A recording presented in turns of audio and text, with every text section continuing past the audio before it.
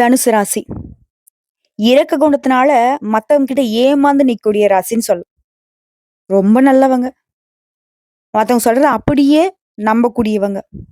ஆனா இவங்களுடைய இலக்கு அப்படிங்கிறது ரொம்ப பரிசுத்தமானதா இருக்கும். அதாவது தன்னுடைய தேவை கூட மத்தவங்களுடைய தேவைய பாதிக்கக் கூடாதுன்னு நினைக்கக்கூடியவங்க. படிப்பின் வழியாக வாழ்க்கையை செம்மையாக நடத்தணும்னு படிப்பின் மீது ஆர்வம் கொண்டவங்க. அது மட்டும் இல்லாம தன்னுடைய நிலையிலே எப்பவுமே சரியா இருக்கணும்னு நினைக்கக்கூடியவங்க. தெளிவான சிந்தனையும், மனசுல நம்பிக்கையோடையும் வாழக்கூடிய தனுசு ராசிக்கு இரக்க குணம்னு சொல்லியாச்சு. நெறைய பேர்ட்ட ஏமாந்துருப்பீங்கன்னு சொல்லியாச்சு. இனியாவது கொஞ்சம் ஏமாறாம இருக்கிறதுக்கான ஒரு முயற்சி பண்ணுங்களேன். ஏனாம்மா பண்றது? பாசம் வச்சாச்சு. மத்தவங்கள மாதிரி எடுத்தெறிஞ்சு பேச முடியல. நேர்மையா உழைக்கிறோம். நல்லாவே தெரியுது நம்மள ஏமாத்துறாங்க. நம்ம அவங்ககிட்ட ஏமாறுறோம்னு. ஆனா எங்களால அவங்கள மாதிரி ஒரு மாற்றமா நடந்துக்க முடியலன்னு நெனைக்கிறீங்க. இல்லையா? சோ இப்படிப்பட்ட குணாதிசயம் கொண்ட தனுசு ராசிக்கு கத்தினாலும் கதறினாலும், "நீ ஒண்ணும் கவலைப்படாதப்பா, நான் இருக்கேன். நீ ஒண்ணும் கவலைப்படாதப்பா, எல்லாம் சரியாகிடும்னு" யாராவது சொல்லுவாங்களா? அந்த ஒரு நிலை இருக்குமான்லாம் யோசிச்சிருப்பீங்க. ஆனா, எப்பவுமே மத்தவங்களுக்கு நல்லது பண்ணியே பழக்கப்பட்ட தனுசு ராசிக்கு, தெய்வங்களுடைய அனுகிரகத்தினால, 4 கிரகங்களுடைய சேர்க்கையினால நல்லது நடக்கப் போகுது. அது பிப்ரவரி மாதம் 26ஆம் தேதியில இருந்து 100க்கு 100% உங்களுடைய தலைவிதி மாறப்போகுது. என்னன்னா, தனுசு ராசிக்காரர்கள பொறுத்தவரைக்கும், இந்த கிரகங்களுடைய சேர்க்கைங்கிறது சொந்த வீடு வாங்குவீங்க. வாகனம் வாங்கக்கூடிய யோகம் அமைஞ்சிருக்கு. தொழில்ல வெற்றி. இந்த சதுர்கிரக யோகத்தினால தனுசு ராசிக்கு இலக்கை அடையக்கூடிய காலகட்டம். ஜோதிட சாஸ்திரப்படி இந்த 4 அடைய சேர்க்கையை தான் நாங்க சதுர்கிரக யோகம்னு சொல்லுவோம். இது எப்படின்னா, மீன ராசியில சூரிய பகவான், புதன் பகவான், ராகு பகவான், சுக்கிர பகவான் இந்த கிரகங்களுடைய சேர்க்கை தான். இது நாங்க ஒரு அரிய நிகழ்வா தான் ஜோதிடத்துல பார்ப்போம். அதனுடைய தாக்கம் தான் தனுசு ராசிக்கு நடக்க போகுது.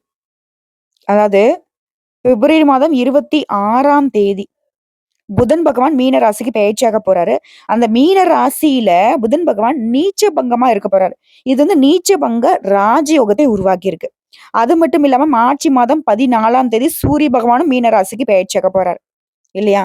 சோ இதன் காரணமாகவும் ஆல்ரெடி ஜனவரி மாதம் 28ஆம் தேதி சுக்கிர பகவான் கும்ப ராசியிலிருந்து மீன ராசிக்கு பெயர்ச்சி ஆகிட்டாரு. அதே மாரி மீன ராசியில சுக்கிர பகவான் உச்ச பலத்துல இருக்காரு. சோ மீனத்துல இருக்கக்கூடிய இந்த 4 கிரகங்களுடைய சேர்க்கை தனுசு ராசிக்கு 4ஆம் இடமான அமைப்ப காட்டுது. இது குரு பகவானே அதிபதியாக கொண்டவங்க நீங்க. எந்த ஒரு விஷயம்னாலும் சரி, திட்டமிட்டு செயல்படக்கூடியவங்களா நீங்க இருப்பீங்க. வைராகிய குணம் படைத்தவங்க. ஒரு விஷயத்த முடிவு எடுத்துட்டீங்க அப்படின்னாக்கா, அது ரொம்ப சரியா இருக்கும். அதே மாரி அடுத்தவங்களுடைய வார்த்தைக்கு மரியாதை தரக்கூடியவங்க. தனக்கு எது சரின்னு பட்டதோ, அந்த விஷயத்த சிறிதும் தயங்காம சொல்வதும் சரி, செய்யறதும் சரி. கண்ணியம், கட்டுப்பாடுன்னு வாழக்கூடியவங்க.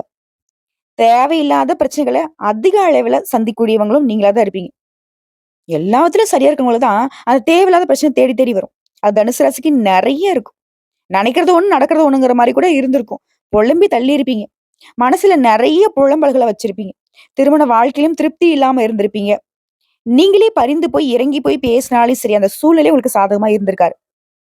அனைத்து சூழ்நிலையுமே போராட்டமா இருந்திருக்கும். அனைத்து முயற்சிகளிலுமே தடையா இருந்திருக்கும். ஆனா, இந்த அனைத்து விதமான பிரச்சனைகளும் இப்ப சரியாக போகுது. அதாவது 4ஆம் இடம் அப்படிங்கிறது சுகஸ்தானம், வண்டி, வாகனம், வீடு, கல்வி எல்லாத்தையுமே கொடுக்கக்கூடிய இடம். இந்த 4ஆம் இடத்துல சுக்கிர பகவான் உச்சம் அடைந்திருக்கிறதுங்கிறது இந்த காலகட்டத்துல 4 கிரகங்களுடைய கூட்டு சேர்க்கையும் நடைபெறுவதனால, தொழில் ரீதியான முயற்சிகள நல்ல பலனை பார்க்க போறீங்க. புதுசா தொழில் தொடங்கணும்னு நினைக்கிறீங்களா? அதுல நல்ல முன்னேற்றத்தை காண போறீங்க. தொழில்ல இருந்து வந்த அனைத்து பிரச்சனைகளுக்குமே ஒரு நிவர்த்தி கிடைக்க போகுது. லாபத்தையும், முன்னேற்றத்தையும் கொடுக்கக்கூடிய காலமா இருக்க போகுது. குறிப்பா மனசோர்வுல இருந்தவங்களுக்கு எல்லாருக்குமே இந்த காலம் சாதகமான காலகட்டமா இருக்க போகுது. வெளியூருக்கு போறது, வெளிநாட்டுக்கு போகிறது, இந்த மாதிரியான யோகம் உண்டு. புதிய வேலை வாய்ப்புகள் கிடைக்கும். வேலையிலேயே மாற்றம் வரப்போகுது. உயர் பதவி பெறுவதற்கான யோகம் இருக்கு. உங்களுடைய கடின உழைப்புக்கான அங்கீகாரத்தையும், பலன்களையும் பெற போறீங்க. மேலும் சொல்லணும்னாக்கா, திருமண வாழ்க்கையில இதுவரைக்கும் திருமணம் கைகூடாதவங்க கூட, இல்ல ஆல்ரெடி திருமணம் ஆனவளுக்கு உங்க வாழ்க்கையில இருக்கிற பிரச்சனை கூட இப்ப சரியாக போகுது. திருமணம் கைகூடி வரப்போகுது. திருமணம் சம்பந்தப்பட்ட அனுகூலமான பலன்களை சிறப்பாக அடைய போறீங்க. பிடிக்காத வாழ்க்கையில இருந்தவங்க கூட அதுலருந்து வெளிய வந்துட்டு, நீங்க எதிர்பார்த்த மாதிரி ஒரு நல்ல வாழ்க்கைய அமைச்சுக்க போறீங்க. குழந்தை பாக்கியம் பெறுவதற்கான யோகம் இருக்கு. காதல் பண்ணிட்டு இருக்கீங்களா? திருமணம் செய்வதற்கான யோகம் உண்டு.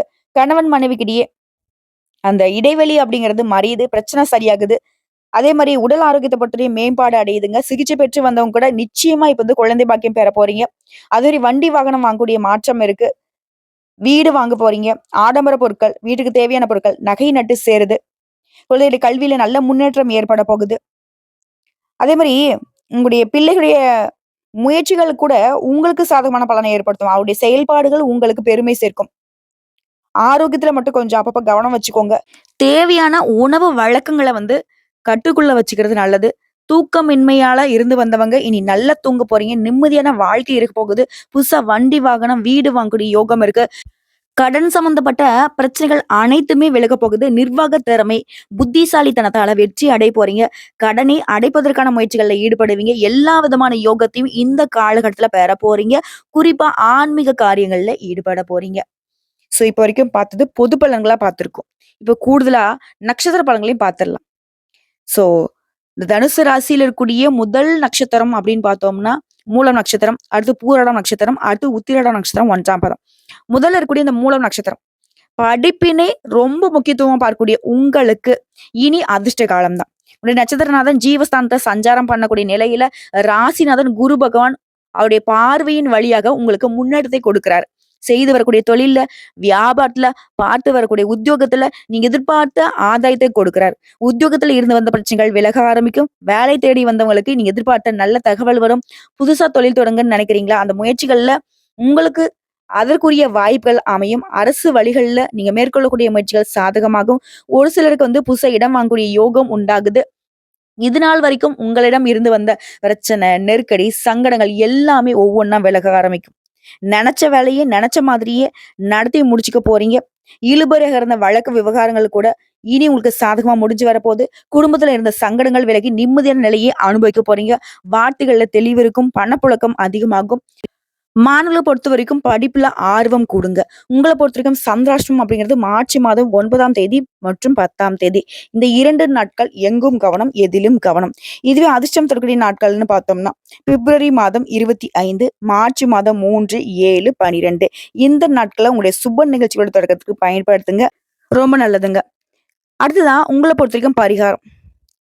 ஏகாம்பரேஸ்வரரை அனுதினமும் வழிபாடு செய்ய வாழ்க்கையில வளம் கூடும். நிலைத்த செல்வம் செல்வாக்கு கிடைக்கும். அடுத்து பூரண நட்சத்திரம்.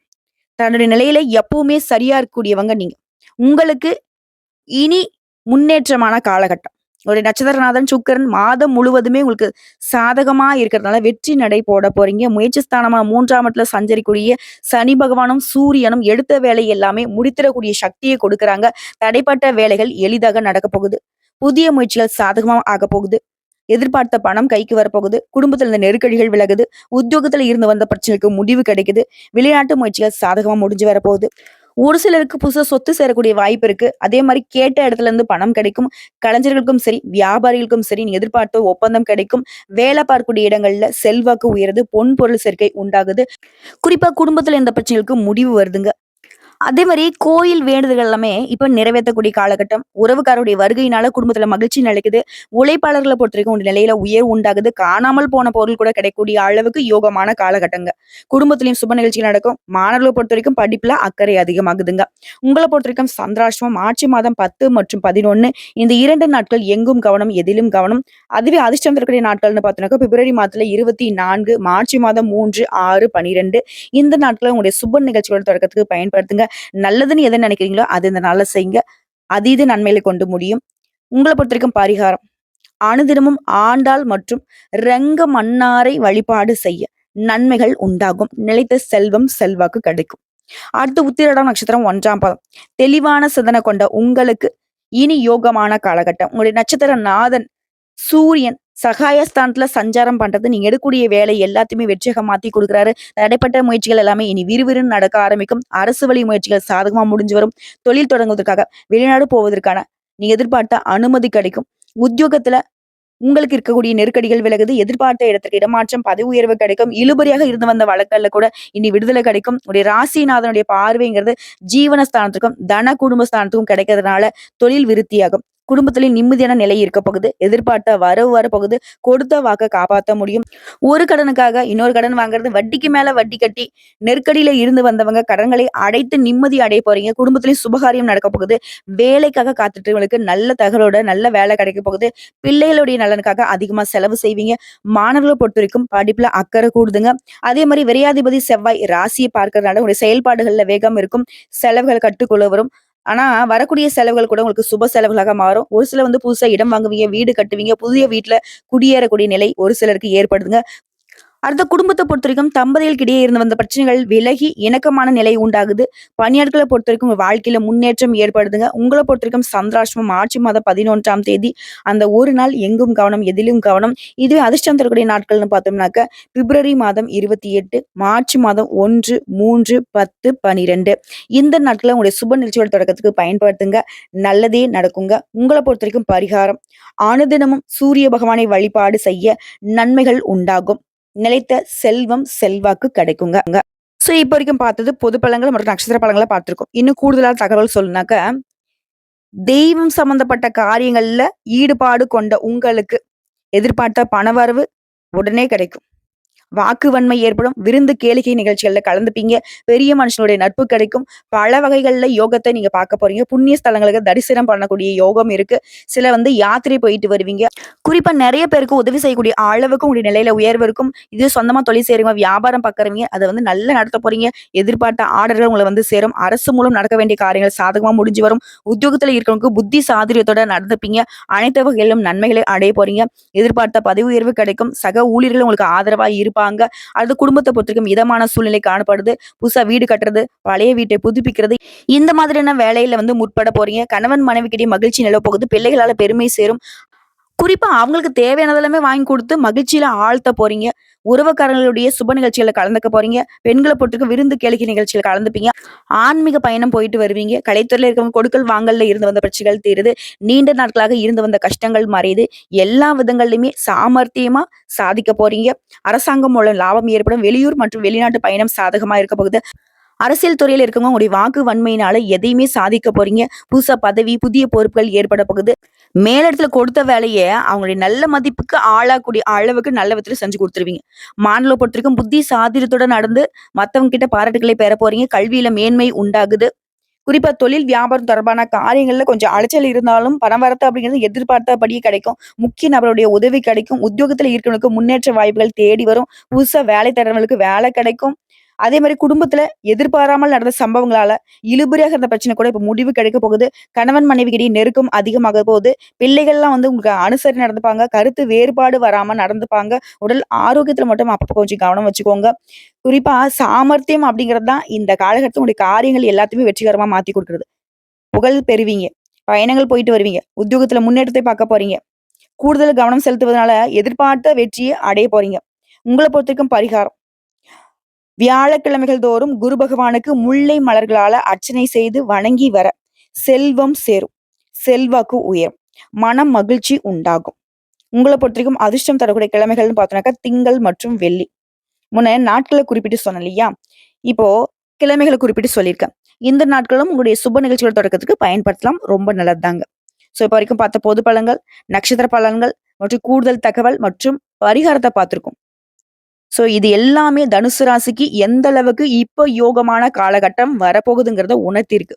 வரக்கூடிய வாய்ப்பை கரெக்டா பயன்படுத்துங்க. எப்பவுமே தனக்குன்னு ஒரு குறிக்கோளை வச்சுக்கிட்டு பயணம் பண்ணக்கூடிய தனுசு ராசிக்கு இப்ப இந்த வாய்ப்பை பயன்படுத்திட்டீங்க அப்படின்னாக்க உங்களுடைய இலக்கு அப்படிங்கிறது எளிமையாக அடையக்கூடிய காலம் இந்த காலகட்டம் இருக்குங்க. சோ நல்லதுன்னு நினைக்கக்கூடிய உங்களுக்கு இத்தனை நாளா நல்லது நடக்காம இருந்திருக்கலாம். இனி நல்லது மட்டுமே நடக்கும். கடவுள் துணை வராங்க. வாழ்த்துக்கள். யோகத்தின் அதிபதியாக தனுசு ராசிக்காரர்கள் வலம் வர போறீங்க.